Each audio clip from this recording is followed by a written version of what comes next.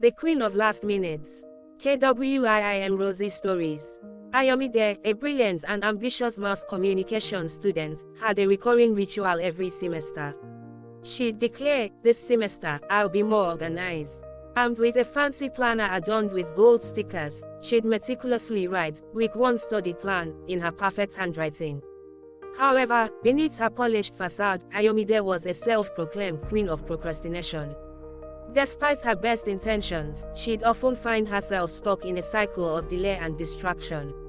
As the exam loomed 2 weeks away, Ayomide's friends would invite her to the library, but she'd decline, thinking it was too early to dive into intense studying. "I'll read tomorrow," she'd promised herself, until the eve of the exam. This perpetual postponement had become a habit, and Ayomide struggled to break free from its grasp.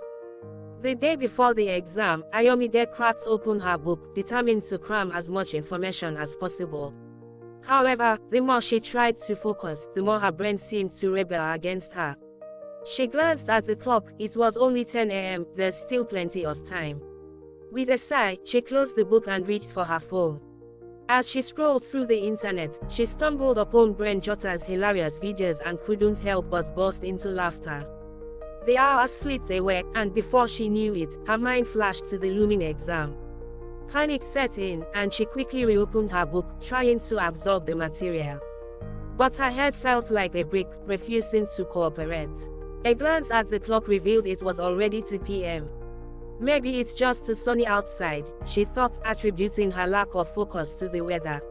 "I'll read when the sun comes down."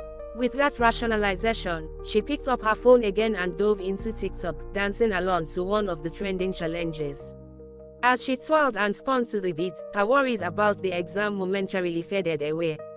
But deep down, she knew she was just delaying the inevitable. The clock was ticking, and tomorrow's exam would soon be upon her. After the TikTok dance, Ayomide decided to eat and then get serious about her reading. She jumped onto her bed, placing her book in front of her, and began to read. At first, she made progress, absorbing the material and pausing occasionally to reflect on what she'd read. However, her focus was soon disrupted when she realized her boyfriend, Femi, hadn't called her that day.